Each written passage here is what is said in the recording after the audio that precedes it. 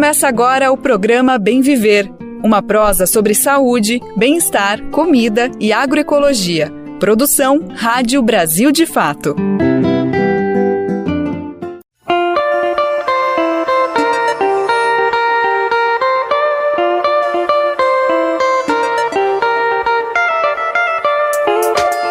Feliz Ano Novo! Está no ar o primeiro Bem Viver de 2025, o nosso programa sobre agroecologia, meio ambiente, cultura e, claro, os assuntos mais importantes do dia a dia.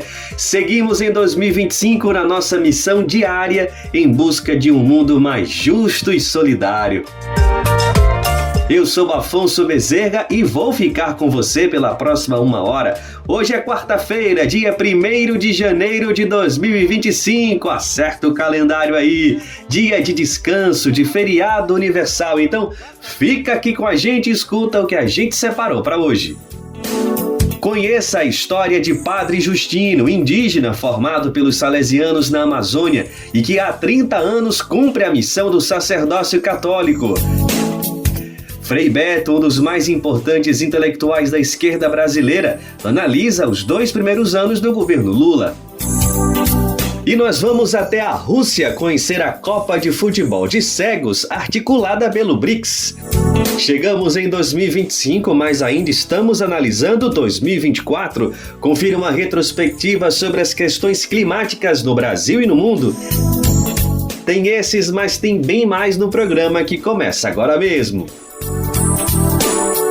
E a gente começa o programa de hoje chamando o nosso querido Lucas Weber, apresentador titular aqui do Bem Viver, que antes do recesso de final de ano, gravou uma entrevista muito legal com o Padre Justino, indígena formado por salesianos na Amazônia e que teve a oportunidade, minha gente, de se reunir com o Papa Francisco durante os preparativos do Sínodo da Amazônia. Vamos ouvir esse papo bacana e conhecer a história do Padre Justino.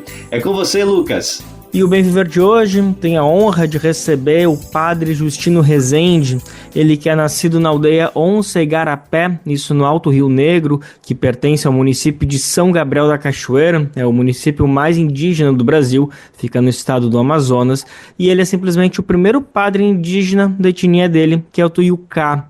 Ele que já é mestre, doutor e pós-doutorando em antropologia social, isso pela Universidade Federal do Amazonas, e já são mais de 30 anos, né, padre, exercendo aí a função dentro da região amazônica.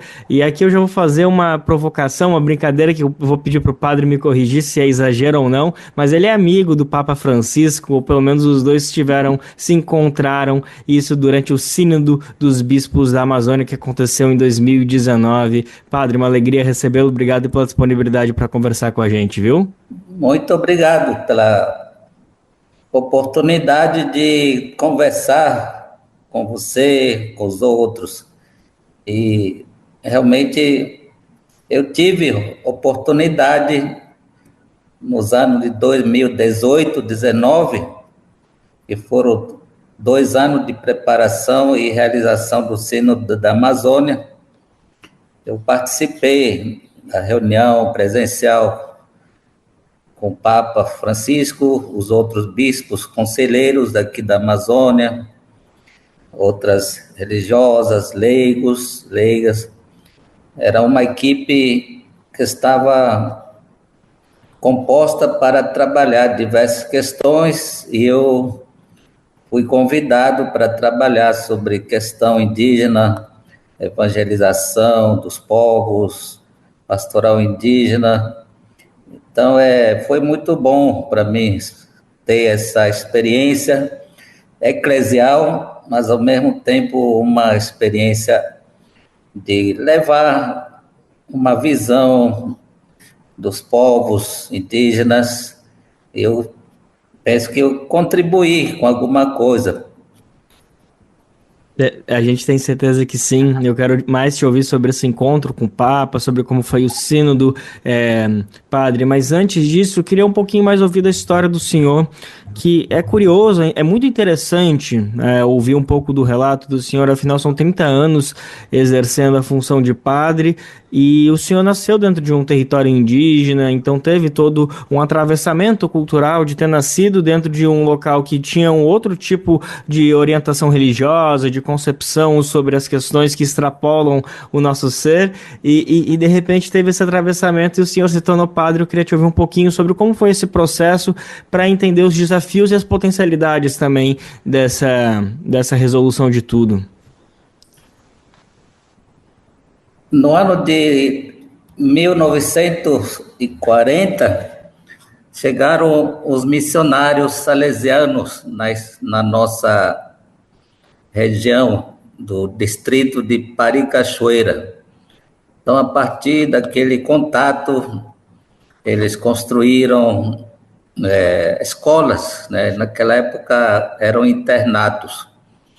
Eu nasci em 1961, missionário já estava aí uns 20 anos, e meu pai e minha mãe foram os primeiros alunos dos salesianos. Estudavam 2, 3 anos, era suficiente naquelas épocas. Depois, na década de 70 em diante, que começou o processo escolar mais assim para a criançada, né? Com a alfabetização. Eu também fui no internato em 1970 e lá estudava com outros mais de 100 jovens, adolescentes, crianças indígenas. Era muita gente, né? Para quem viveu anos iniciais com 10 famílias, onde éramos todos parentes, aí depois o internato se tornou uma convivência interétnica, com várias etnias, com suas línguas, e a gente aprendeu a conviver com outros jovens, aprendemos também a questão da alfabetização, essas disciplinas comuns da educação escolar.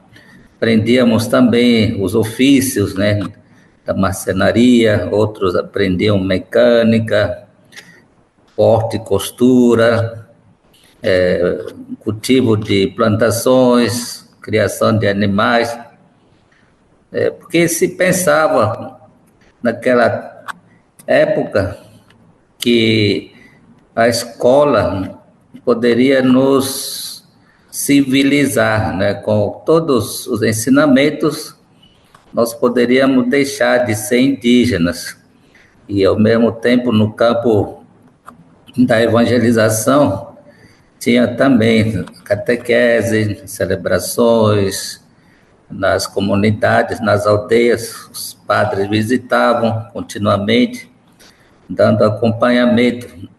Eu cresci nesse ambiente, por isso que depois, quando estava já terminando o ensino fundamental, 1977, por aí os salesianos falavam, né, quem quiser ser padre, podem conversar com a gente. Aí surgiu essa ideia, né? Mas o que me motivou mais era eu ver os missionários falando português para os velhinhos que não entendiam português. Aí eu ficava pensando com minha cabeça que eu poderia ser padre para falar na língua do Yuca, para eles entenderem melhor. Acho que isso que mexeu comigo, né? Mas depois tinha alguns missionários que diziam que seguia a vocação para padre, não era para nós. Tinha outros que motivavam, era assim muito confuso. Até que apareceu um salesiano que quis acompanhar, explicar como que era seminário, aí que fui depois para Manaus. Entrar seminário com outros jovens não indígenas. Vai lá que foi mais sofrido, porque eles viviam chamando a gente de índio, índio, índio. Então isso, para quem vinha de um ambiente onde a ideia principal era civilizar, civilizar significava fazer que os indígenas deixassem de ser indígenas. E quando cheguei em Manaus foi um choque, porque aquilo que eu não desejava ser chamado, aí aconteceu. Por isso, outros jovens indígenas deixavam o seminário, porque não gostavam, né? Então, foi assim. Eu fui enfrentando. Na década de 80 era muito forte ainda essa questão. Não tinha ainda movimento indígena, não tinha associações indígenas. Era ausente, né? Ou depois começaram a surgir movimentos indígenas que ajudaram a gente se conscientizar que devemos assumir a nossa identidade cultural, assumir nossas línguas, nossos costumes, tradições. Depois ajudou mais também a aceitação da nossa identidade. Eu penso que também nos dias atuais muitos jovens passam por essa crise de negação da identidade, porque estão num contexto muito de transformação rápida. Eu vejo, né, eu percebo que muitos jovens sentem isso na pele. Eu fico imaginando que naquelas décadas, né, 80, eu passei pelo mesmo processo também. Hoje, né, com 63 anos, com todo o estudo que eu fiz, né, da filosofia, teologia, fiz mestrado em educação, voltado para a formação de professores indígenas. Eu fui criando uma consciência maior, de uma convicção de que nós indígenas temos muita coisa para oferecer para nossos parentes, para a sociedade. Trabalhei vários anos na licenciaturas indígenas, trabalhei com outros povos indígenas, com Yanomami, outras regiões com Arapaço, Dessana, Cubeu, Wanano. Essa interculturalidade me ajudou muito também. Eu fui aprendendo com outros povos, suas tradições, seus conhecimentos. Então, hoje, eu posso dizer que aprendi muita coisa. Eu procuro também repassar esses conhecimentos a nível da igreja, a nível da sociedade, na academia, nos intercâmbios universitários. Eu costumo levar essa minha própria experiência, né? Mais do que escritos, eu compartilho muito o que eu vivi, o que eu vivo.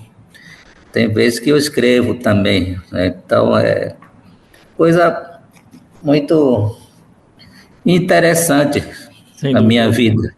Sem dúvida alguma. A gente está falando com o padre Justino Rezende, ele que é o primeiro padre indígena da etnia dele, Tuiuca, ele que nasceu na aldeia Onça Igarapé, fica na região do Alto Rio Negro, pertence à cidade de São Gabriel da Cachoeira. Ele já tem mais de 30 anos exercendo a função de padre, isso dentro da região amazônica. Mas, padre Justino, o senhor estava comentando um pouquinho de como foi, de certa forma, violento esse processo todo da sua catequização, quando você estava no seminário, ouvindo essa concepção da igreja de que era necessário civilizar os indígenas para que, quem sabe, deixassem de ser indígenas, e depois também o preconceito que eu via de outros padres não indígenas ou de pessoas que estavam nessa formação, né, te chamando de índio, mas de uma maneira pejorativa.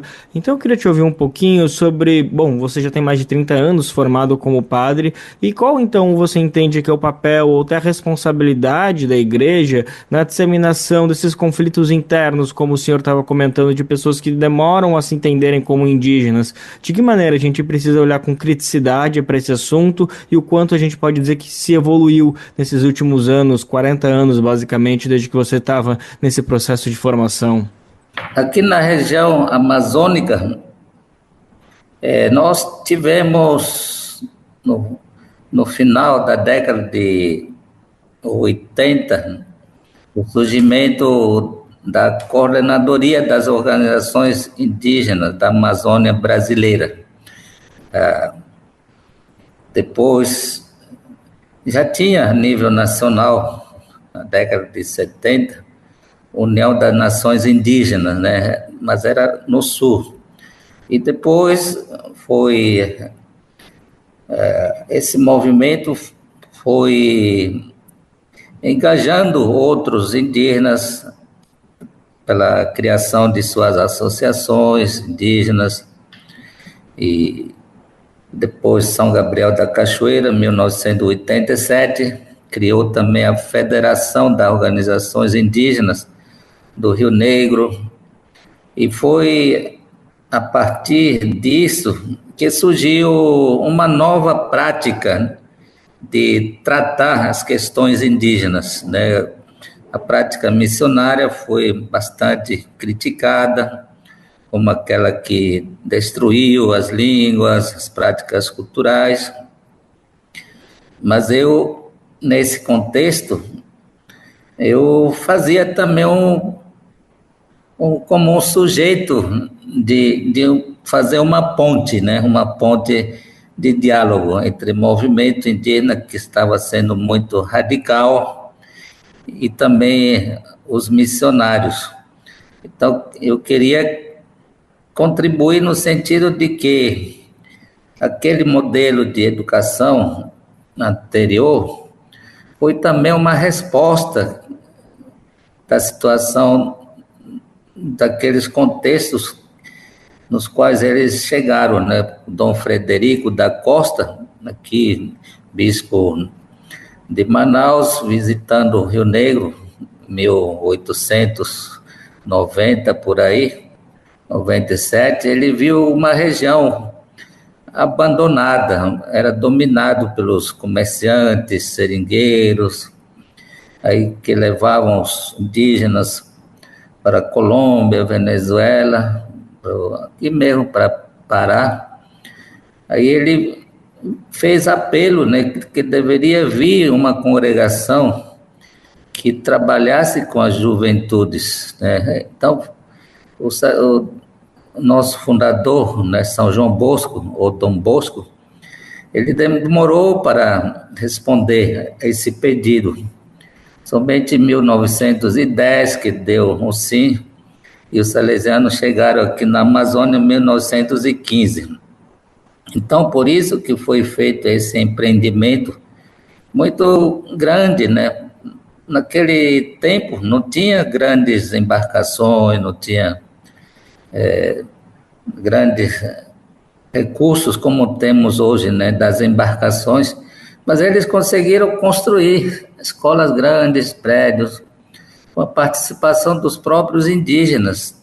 Também eles, nossos parentes, né, daquela geração de 1920, 30, eles se tornaram mesmo também marceneiros de primeira, pedreiros, construtores, né? Mesmo não tendo passado pelas escolas de arquitetura, né, eles aprenderam na prática, né? Que essa geração já está acabando, já só tem alguns vivos daquela geração dos primeiros missionários. Então, eu, quando me tornei sacerdote, eu queria criar uma nova forma de atuar como missionário, né? Fazer as celebrações de missa com a língua própria, a inserção dos ritmos de música nossa, que mais? As pinturas, nossos cocares. Eu tinha uma visão de valorização das nossas riquezas culturais.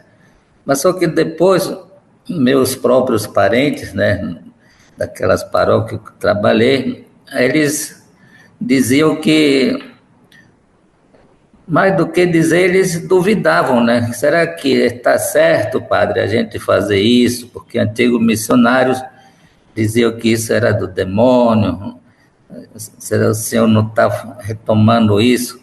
Aí ficavam com medo, com receio de fazer, né? Hoje em dia está mais claro de que a igreja que está presente entre os povos indígenas precisa ser uma igreja diferente, valorizando suas linguagens próprias, suas músicas, né, suas teologias, né, dialogar, né, com a teologia da igreja, com nossa espiritualidade.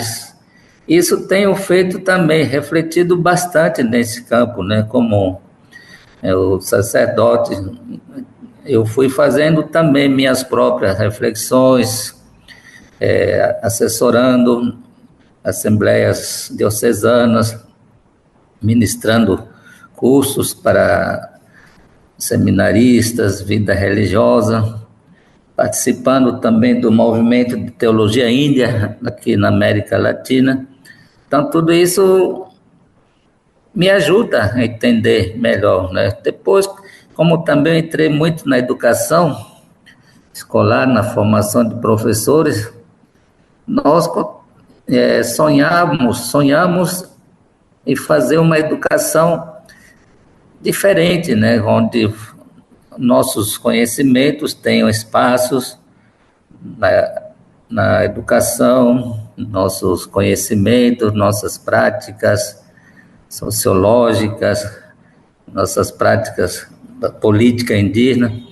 Isso eles têm feito também, os prefeitos, né, com seus secretários, que a maioria das vezes são indígenas, têm feito isso através do magistérios indígenas, depois universidade também, com licenciaturas, e agora, mais recentemente, de 15 anos para cá, que nós temos entrado nas universidades, nas cidades.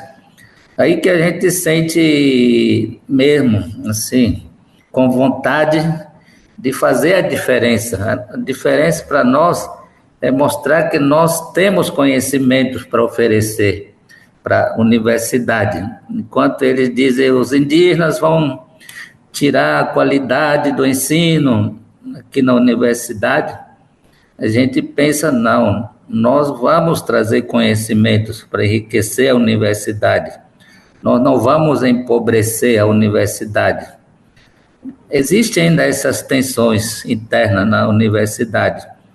Por isso que esses títulos, né, de mestre, doutorado, ou doutorado que a gente vai fazendo, também é para provar que nós temos também capacidade. Hoje em dia tem vários indígenas nas universidades brasileiras e vai tomando o corpo, né, do pensar, dos conhecimentos indígenas. Maravilha. Esse foi o Padre Justino Rezende, ele que conversou com a gente diretamente de Manaus, onde exerce a função de padre há 30 anos. Ele que é da etnia Tuiuca e está realizando pós-doutorado dele em Antropologia Social pela Universidade Federal do Amazonas. Ele conversou bastante com a gente, primeiro sobre o encontro dele, né, com o Papa Francisco, isso ainda em 2018, 2019, e depois relatou um pouco dos desafios, potencialidades e como ele vê o movimento indígena dentro dessa relação com a Igreja Católica, especialmente também dentro das universidades. Afinal, o padre atua com essas três frentes, né, carregando toda essa herança indígena, tendo esse legado de mais de 30 anos dentro da Igreja Católica e também já se notabilizando como um grande pesquisador dentro da academia brasileira. Padre Rezende, mais uma vez, muito obrigado pela disponibilidade para conversar com a gente aqui do Brasil de Fato, do Bem Viver, viu, amigo? Obrigado, eu que agradeço. É sempre bom a gente falar, né, das nossas vidas, das nossas práticas sociais, né, de mostrar que nós estamos presentes. Segundo o Papa Francisco, nós temos que mostrar as coisas boas que fazemos. Ele dizia, vocês precisam visibilizar aquilo que vocês fazem. Se vocês não mostram, o mundo vai pensar que vocês não estão fazendo nada, que vocês são pobres, que vocês não têm nada que oferecer. Então, ele também foi um grande motivador para mim, E eu vivo falando isso também, a nível eclesial mesmo, aqui nas cidades, eu falo, olha, pessoal, nós, povos da Amazônia, precisamos mostrar as riquezas que nós temos, senão vai dar a impressão de que aqui na Amazônia nós não estamos fazendo nada, né? Até às vezes acontece também dentro da igreja, quem vem lá do sul, os padres que vêm do sul, eles vêm como se fossem salvadores, numa terra que não tem nada.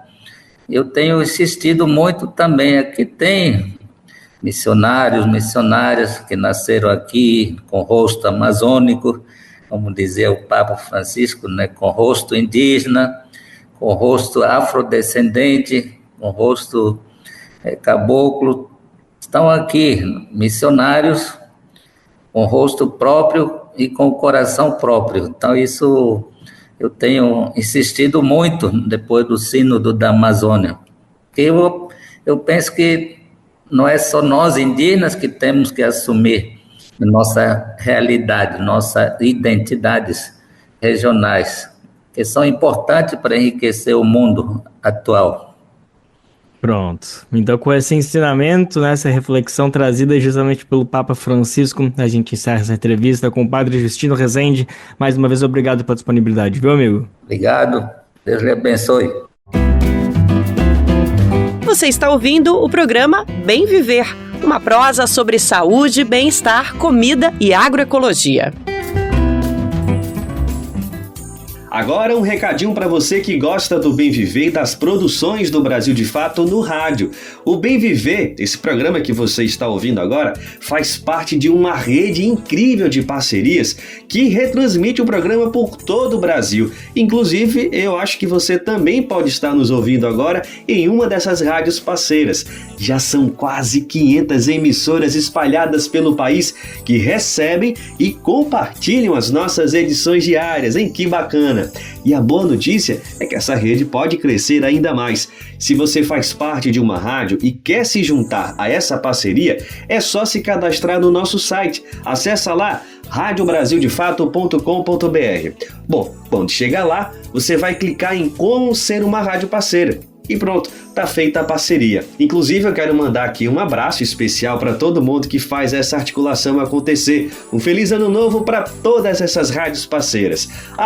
E não vamos esquecer, hein? Além de sintonizar nas rádios, aí nos prefixos, né, nos radinhos tradicionais, você também pode ouvir o Bem Viver nas principais plataformas de áudio, né? Nos podcasts, acompanhe o seu ritmo a qualquer hora. É só acessar o site do Brasil de Fato ou procurar no Spotify, Deezer, iTunes e Google Podcasts.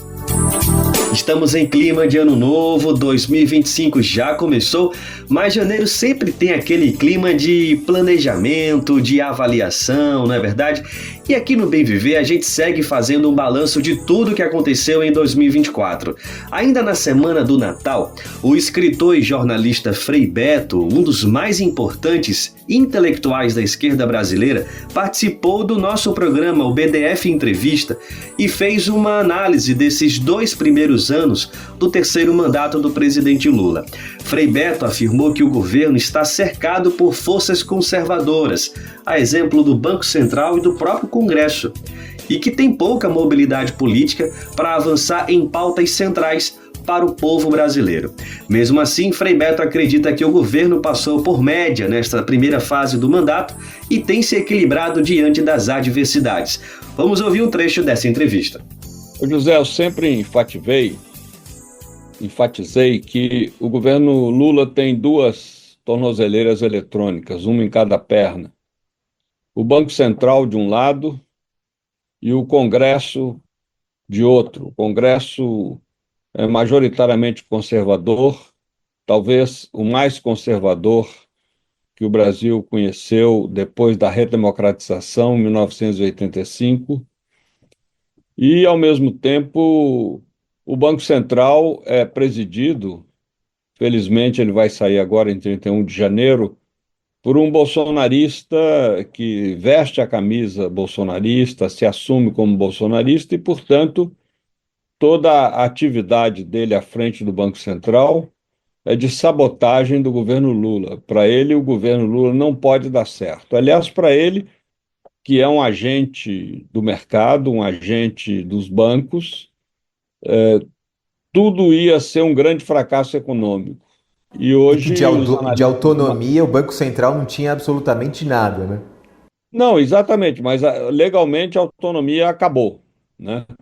Acabou, foi uma falha grave, e isso faz com que os juros estejam extremamente altos, o que favorece a especulação financeira, mas prejudica os trabalhadores e a produção, o que é muito triste, ver o Brasil, que precisa tanto se desenvolver, ter hoje uma inflação ameaçada a voltar por causa dos desacertos do Banco Central, que com a elevação da taxa de juros obriga também a elevação do dólar. E como muitos alimentos e componentes industriais eletrônicos são importados em dólar, isso faz com que a inflação possa voltar. E o governo tinha reduzido drasticamente a inflação. De qualquer maneira, é um governo bem aprovado, né, entre o nível de aprovação e regulares e aqueles que desaprovam.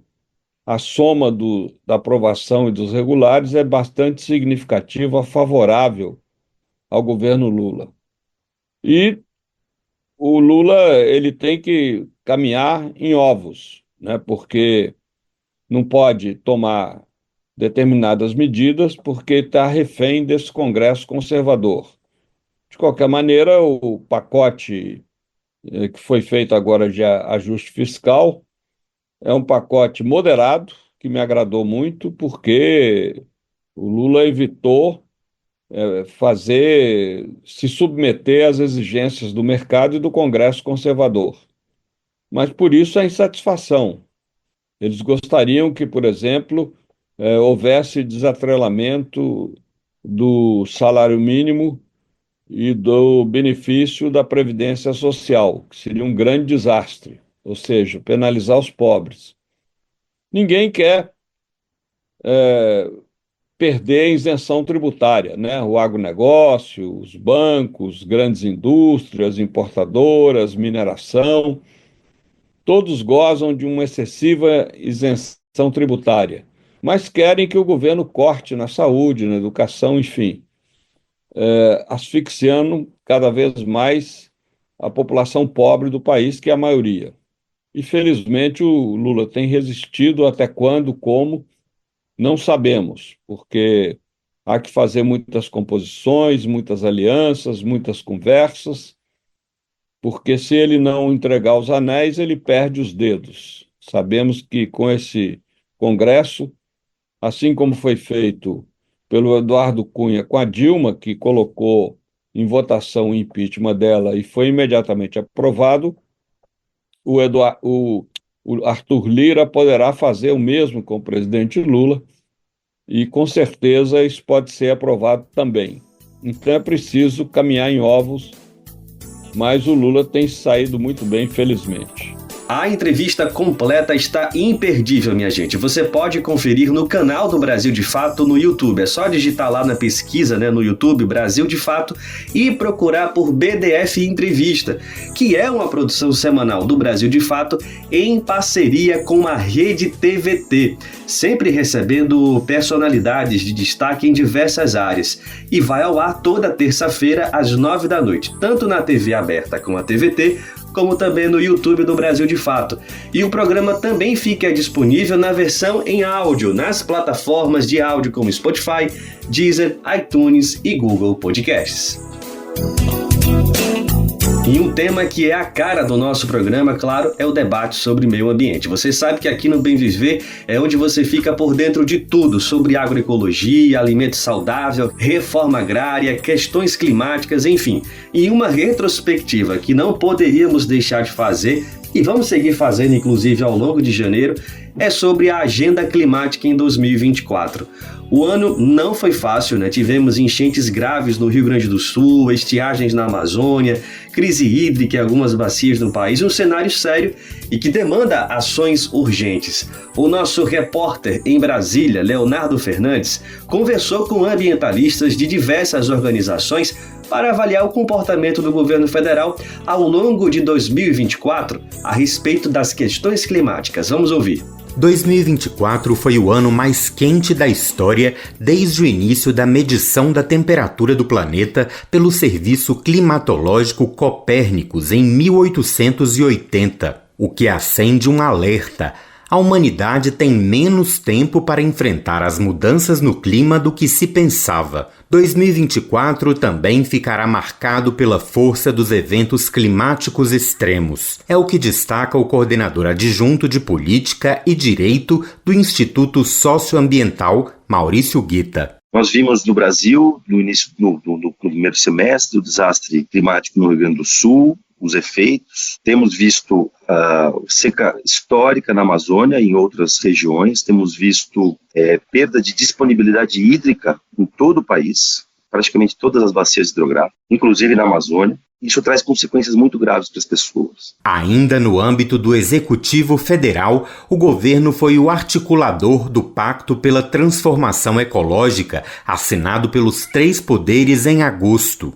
Alguns desses pactos acabam sendo mais pactos de intenção do que de alguma concretude, né? Por exemplo, o Pacto da Transformação Ecológica, né?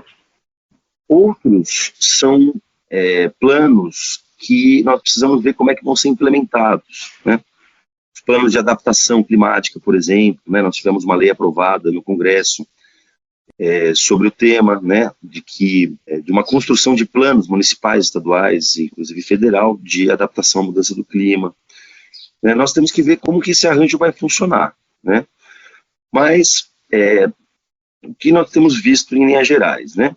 O Ministério do Meio Ambiente e Mudança do Clima, o Ministério dos Povos Indígenas, os seus órgãos, trabalhando para avanços nessas pautas climáticas, dos direitos das populações tradicionais, dos povos tradicionais, e não necessariamente em todos os momentos com apoio da cúpula do governo.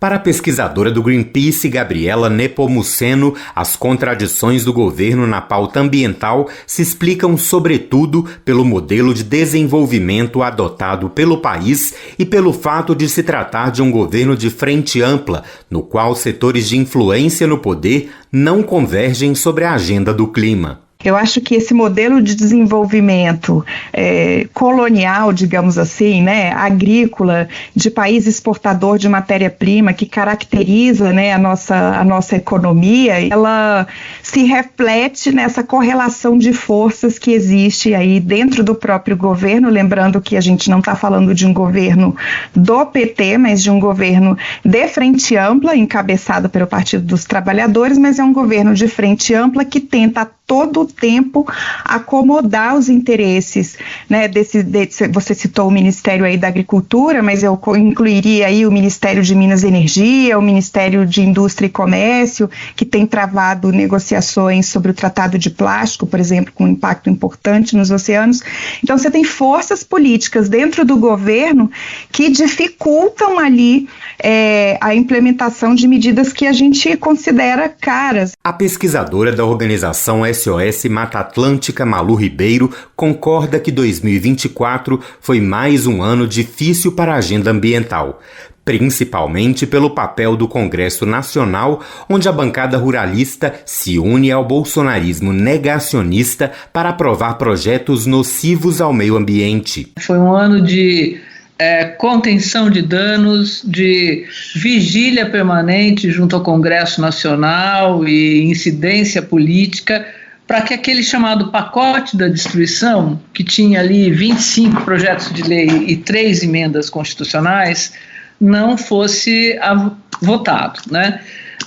E todas aquelas iniciativas legislativas que, de certa forma, flexibilizam ou fragilizam a política pública de meio ambiente, o licenciamento ambiental, os princípios constitucionais do Brasil, afetam a questão da agenda climática. Gabriela Nepomuceno lista uma série de projetos que tramitam no Legislativo e que, ainda que não tenham sido aprovados, continuam sendo uma ameaça à agenda do enfrentamento às mudanças climáticas. A gente viu avançar a PEC 48 do Marco Temporal dos Povos Indígenas, uma proposta de emenda à Constituição que foi engavetada porque os direitos indígenas estão sendo negociados no Supremo Tribunal Federal por meio de uma comissão.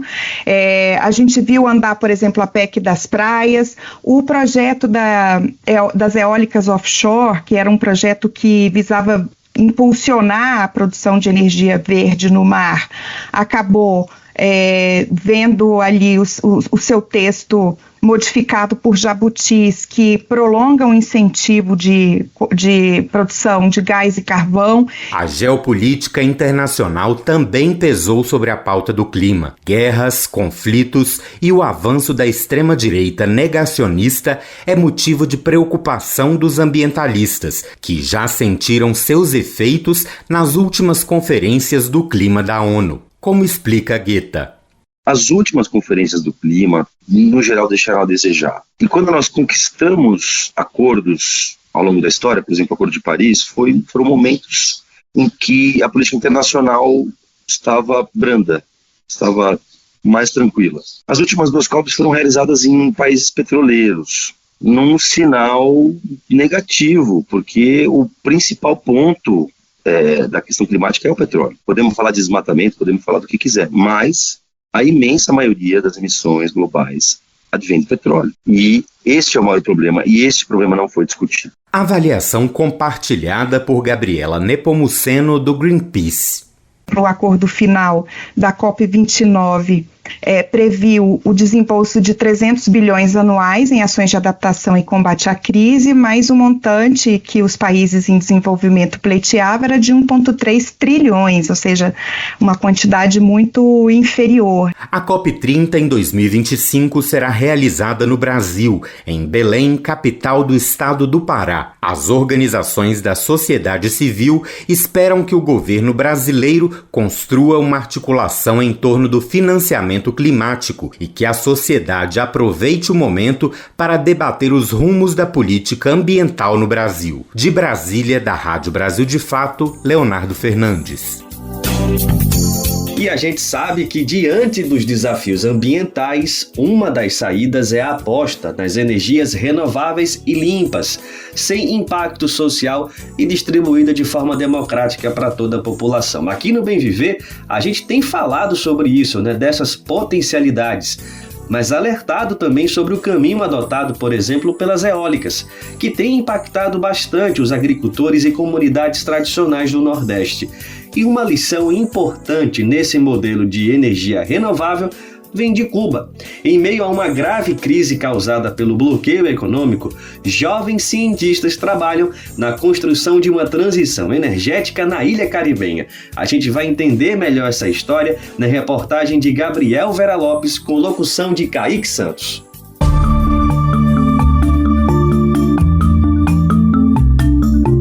Cuba enfrenta uma grave crise energética devido ao bloqueio econômico dos Estados Unidos, que dificulta a compra de combustíveis e a modernização de suas máquinas de geração de energia. Para enfrentar esse desafio, o país aposta na transição para energias renováveis, buscando reduzir a dependência de importações e fortalecer sua autonomia energética. Esse esforço é liderado por jovens cientistas cubanos, comprometidos com o desenvolvimento sustentável e a preservação ambiental. Josué Benavides Esteva, pesquisador do Laboratório Fotovoltaico da Universidade de Havana, explica o projeto. Atualmente, mais de 95% da geração... Atualmente, mais de 95% da geração de energia do país vem de combustíveis fósseis e esses 5% que Cuba tem em energias renováveis. O objetivo de Cuba é aumentar esse percentual para 25% da geração da eletricidade do país até 2031. Desses 25%, quase a metade corresponde à energia renovável fotovoltaica, e isso faz parte da estratégia estratégia de transição energética de Cuba e até 2050 se pretende cobrir toda a matriz energética com a geração de eletricidade baseada em fontes de energia renováveis. As condições climáticas da região tornam a luz solar a fonte de energia renovável mais favorável para o país, é o que destaca Josué Benavides. Cuba tiene un potencial muy alto en cuanto al aprovechamiento. Cuba tem um potencial muito alto em termos de aproveitamento da luz solar do Caribe, da nossa região. Isso aumenta a possibilidade de uso da energia solar fotovoltaica. Além disso, a energia fotovoltaica, ela tem a vantagem de minimizar os custos de manutenção e limpeza, monitorando a tecnologia e também o acesso às unidades que transformam essa energia em eletricidade. Então, elas são muito mais viáveis para as condições econômicas cubanas do que as outras fontes de energia. Para as condições econômicas e financeiras cubanas que outras fontes renováveis de energia. A transição energética de Cuba para as fontes renováveis é uma estratégia para mitigar a crise agravada pelo bloqueio, além de representar uma contribuição para a construção de uma sociedade mais justa e ambientalmente sustentável, explica o pesquisador. A importância está entre o urgente e o importante por um lado. A importância está entre o urgente e o importante. É urgente porque na situação do país há muitos apagões, há um estresse na infraestrutura de máquinas e energia do país que precisa ser aliviado de alguma forma.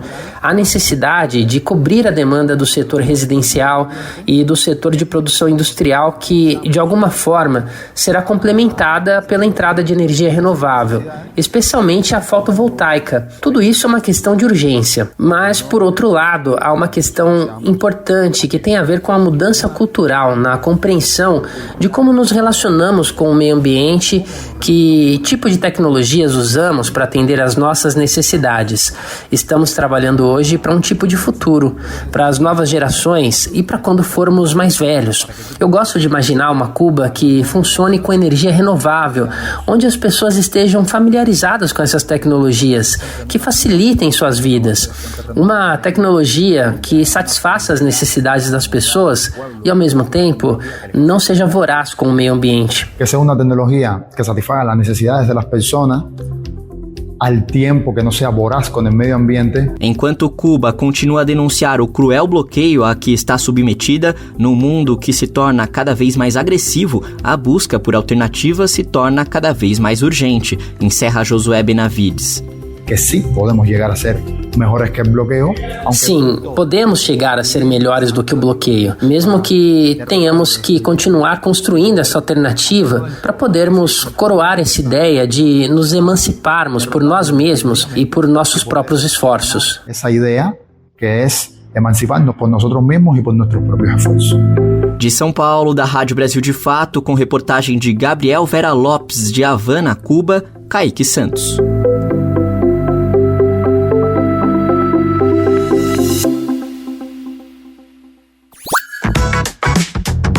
Se liga na dica de saúde do Brasil de Fato para você. Olá, meu nome é Kalil Marinho, eu falo de São Paulo, eu sou fisioterapeuta pediátrica e hoje eu vim conversar com vocês sobre algo simples, mas que talvez não esteja na rotina de todo mundo. Você sabia que ler para as crianças é uma atividade que traz muitos benefícios? E que também a gente não precisa esperar que a criança saiba ler para iniciar esse hábito com ela? Isso mesmo, o bebê que ainda não nasceu já se beneficia de quando alguém lê para ele bem pertinho da barriga da mãe. Nesse momento ele já começa a reconhecer a voz de quem lê para ele. E para as crianças maiores, mas que ainda não sabem ler ou até mesmo reconhecer letras ou palavras, o momento da leitura estimula a imaginação e a criatividade, além de trabalhar o foco, a atenção e a memória. E claro, aumenta o vocabulário. Presta atenção na expressão das crianças quando elas estão ouvindo uma história. Elas vão demonstrar curiosidade, medo, surpresa, alegria. Isso porque nesse momento elas estão aprendendo a lidar com as próprias emoções. E por último, mas talvez o mais importante, o momento da leitura aumenta muito o vínculo de quem lê com a criança. Então colocar esse hábito na rotina da sua casa vai fazer muito bem para as crianças, mas também para os adultos. Até mais! Você está ouvindo o programa Bem Viver, uma prosa sobre saúde, bem-estar, comida e agroecologia. E você sabia que além de acompanhar o Bem Viver, você pode receber as principais notícias do BDF diretamente no seu e-mail? É simples, basta se cadastrar em nossa página e escolher as categorias de notícias que mais te interessam. Assim você fica por dentro dos principais acontecimentos do Brasil e do mundo. E além disso, confere análises aprofundadas com uma visão popular do nosso dia a dia. Acesse agora brasildefato.com.br/boletim. Eu vou repetir, tá bem? brasildefato.com.br/boletim. E vamos sair um pouco agora do tema ambiental e fazer uma viagem até a Rússia, porque o nosso correspondente em Moscou, Sergei Monin, acompanhou um evento esportivo organizado pelo BRICS, o bloco econômico que reúne Brasil, Rússia, Índia, China, África do Sul e novos países de economia emergente, né? O evento foi a Copa de Futebol de Cegos, que foi uma iniciativa do Conselho Civil do BRICS em conjunto com o Conselho de Especialistas Rússia-BRICS, com o apoio do Ministério das Relações Exteriores russo. O Brasil foi representado na competição pela Associação Gaúcha de Futsal para Cegos, que inclusive ficou com o vice-campeonato, perdendo apenas na final para a equipe da Turquia. A Rússia sediou entre 18 e 20 de dezembro o primeiro torneio internacional amistoso de futebol para cegos entre clubes dos países BRICS, em Moscou. O evento foi organizado pelo Conselho Civil dos BRICS, iniciativa conjunta com o Conselho de Especialistas Rússia-BRICS, e contou com a participação de 8 clubes profissionais da Rússia, Brasil, África do Sul, Índia, Turquia, Cazaquistão e Belarus. O Brasil foi representado pela Associação Gaúcha de Futsal para Cegos, HFACUC. O embaixador do Brasil na Rússia, Rodrigo Baena Soares, compareceu à cerimônia de abertura do torneio e saudou a equipe brasileira. Boa tarde, queridos amigos do Brasil. Eu sei que vocês vêm do Rio Grande do Sul, né? Tenho muito carinho pelo estado do Rio Grande do Sul, minha mãe era de lá, e então conheço bem o estado, e queria também parabenizá-lo pelo grande esforço que fizeram depois das enchentes que vocês, todos os problemas derivados das enchentes que vocês passaram, e se recuperaram com grande coragem, com grande determinação. Vocês são fonte de inspiração para nós, um exemplo para nós, pela coragem, pela determinação que sempre mostram nos campos de futebol.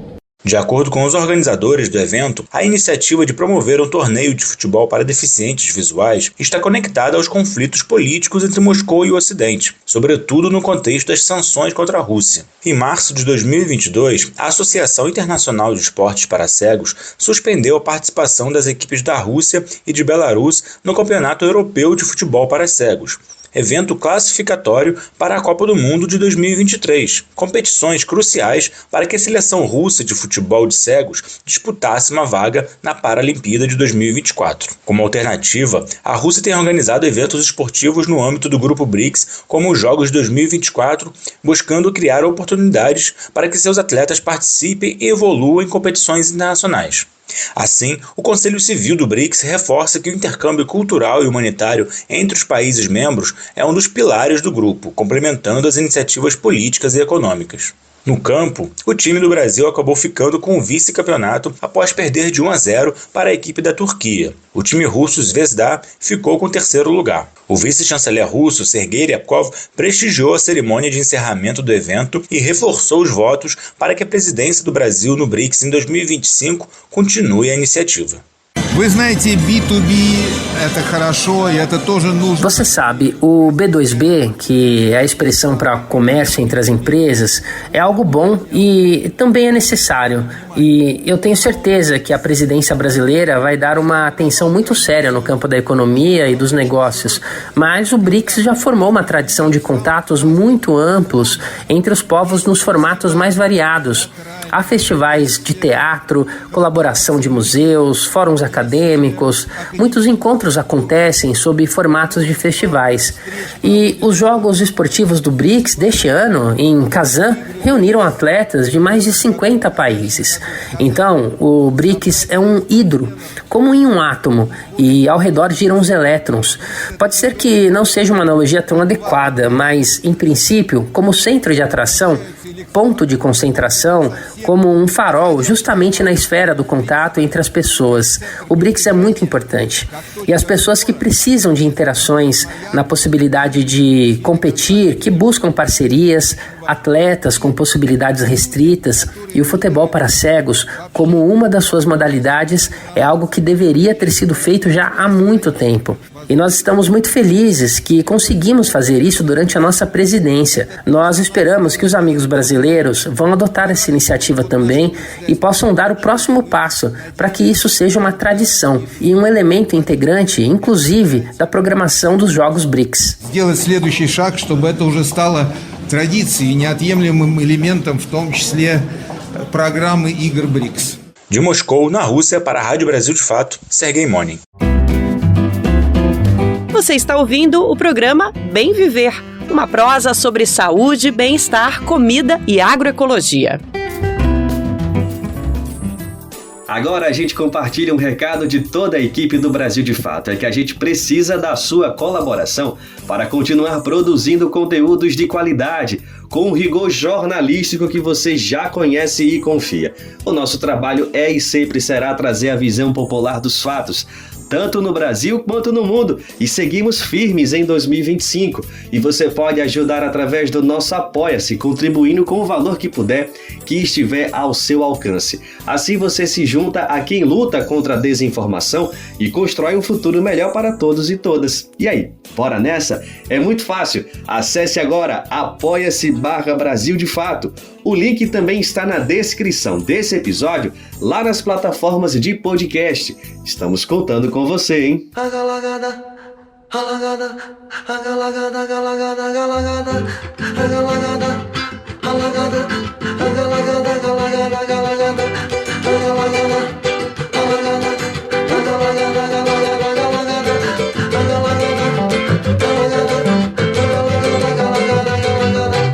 Eu tenho cá minhas razões pra abandonar esse carinho mal arrumado. E agora a gente vai de momento musical nesse primeiro dia do ano, trazendo um pouco dessa dupla maravilhosa, sensacional da música brasileira. Estou falando de Antônio Carlos e Jocafe, baianos que completaram 55 anos de carreira em 2024 e que agora em dezembro, no finalzinho do ano, o Jocafe completou 80 de idade, gente. Olha que beleza. Eles seguem firmes aí no trabalho, né, fazendo parcerias incríveis, e uma delas foi com o também baiano Russo Passapulso. Eles lançaram juntos, inclusive, em 2022, o álbum Alto Maravilha, que tá, olha, fantástico. E a gente vai ouvir agora um trechinho dessa parceria maravilhosa. Nós vamos ouvir a música Pitanga, que está nesse álbum Alto Maravilha. Vamos ouvir.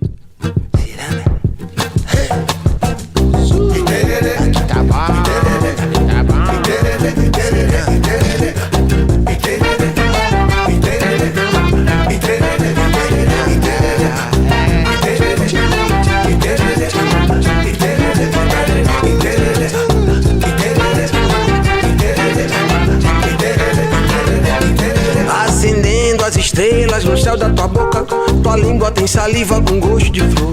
E ai de mim, que sou um colibri, um beija-flor, um bobo no teu jardim. E ai de mim, que sou um colibri, um beija-flor, um bobo no teu jardim. Se beija, se denga, essa coisa maluca, desenhada e colorida com lápis de cor. E ai de mim, que sou um colibri, um beija-flor, um bobo no teu jardim. E ai de mim, que sou um colibri, um beija-flor, um bobo no teu jardim. Roda menina, roda ciranda, beija menina, flor de pitanga. Roda menina, roda ciranda, beija menina, flor de pitanga. Roda menina, roda ciranda, beija menina, flor de pitanga. que delícia de sucesso aí, muito bom, hein? Muito bom mesmo. E a primeira edição do Bem Viver de 2025 fica por aqui, nos embalos aí de Russo Passapulso e Antônio Carlos e Jocafe. Lembrando que você pode nos ouvir na Rádio Brasil Atual, 98,9 FM na Grande São Paulo, ou no site radiobrasildefato.com.br. O programa vai ao ar em diversas rádios pelo país. A lista completa de emissoras que retransmitem o Bem Viver você encontra no nosso site, na matéria de divulgação diária do programa. Lá embaixo, no finalzinho, fica a lista completa das emissoras. E eu quero, claro, aproveitar aqui para agradecer a todos esses veículos que estão com a gente aí nessa parceria maravilhosa. Obrigado por tudo em 2024 e vamos junto nessa parceria em 2025. O Bem Viver também fica disponível como podcast no Spotify, Deezer, iTunes e Google Podcasts. A apresentação e roteiro do programa foram comigo, Afonso Bezerra. A edição e produção de Douglas Matos. Trabalhos técnicos de Lua Gattinone. A coordenação de rádio e TV é de Monize Ravena. A diretora de programas de áudio é Camila Salmásio. A direção executiva é de Nina Fidelis. O apoio é da equipe de jornalismo do Brasil de Fato. Muito obrigado pela audiência, feliz ano novo e até amanhã. Você ouviu o programa Bem Viver, uma prosa sobre saúde, bem-estar, comida e agroecologia. Produção Rádio Brasil de Fato.